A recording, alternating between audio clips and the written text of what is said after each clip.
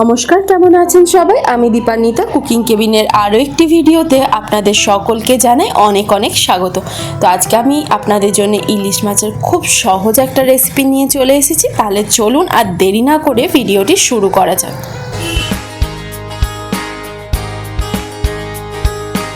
তো আজকের রেসিপি বেগুন দিয়ে ইলিশের তেল ঝোল। তার জন্য ইলিশ মাছ নিয়ে নিয়েছি, একটা বেগুনকে লম্বা লম্বা করে কেটে নিয়েছি এখানে হলুদ গুঁড়ো, লঙ্কা গুঁড়ো, জিরে গুঁড়ো আর নিয়েছি কালো জিরে ফোড়নের জন্য।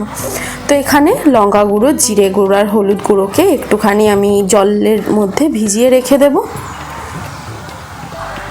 সামান্য জল দিয়ে এটাকে আমি ভালো করে মিক্সড করে একটু ভিজিয়ে রেখে দেবো, যাতে যখন আমরা রান্নাটা করব মশলাটা যাতে পুড়ে না যায়। তো এখন মাছটাকে একটুখানি নুন আর হলুদ দিয়ে ভালো করে এখানে মাখিয়ে রেখে দেবো।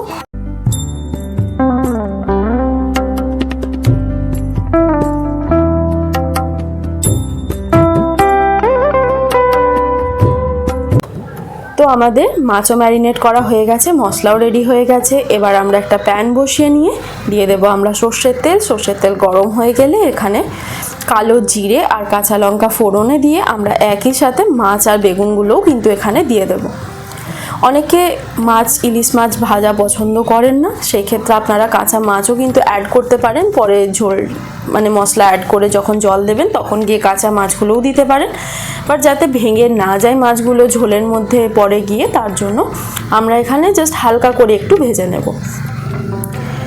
তো দুই পিঠে খুব হালকা হালকা একটু লাল লাল রং এলে আমরা এখানে যে মশলাটা বানিয়ে রেখেছিলাম সেই মশলাটাও আমরা এখানে দিয়ে দেব।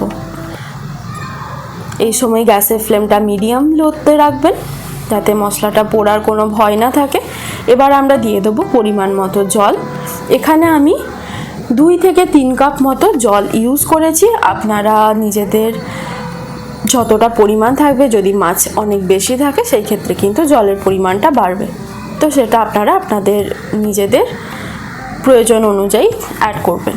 তো এখানে আমি স্বাদ মতো নুন দিয়ে দিলাম, আর বাস কিছুই না। এবার ঢাকা দিয়ে মাছ বেগুনকে সুন্দর করে রান্না হতে দিন। এমনি ইলিশ মাছ রান্না হতে খুব বেশি সময় লাগে না, আর বেগুনটাও আমাদের এখানে খানিকটা ভাজা হয়ে আছে, তো কোনোটাই বেশি সময় কিন্তু লাগবে না। তো এখানে ঝোলটা ফুটে এসছে। জাস্ট নামানোর একটু আগে কয়েকটা কাঁচা লঙ্কা চিড়ে ওপর থেকে ছড়িয়ে দিলাম, যাতে কাঁচা লঙ্কার খুব ভালো একটা স্বাদ এই ঝোলটা থেকে আসে। একদম হালকা পাতলা রান্না, বাট খেতে জাস্ট অসাধারণ। তো আমাদের এখানে বেগুন দিয়ে ইলিশের তেল ঝোল কিন্তু একদম রেডি। এটাকে গরম গরম পরিবেশন করুন, গরম ভাতের সাথে জাস্ট অসাধারণ লাগবে।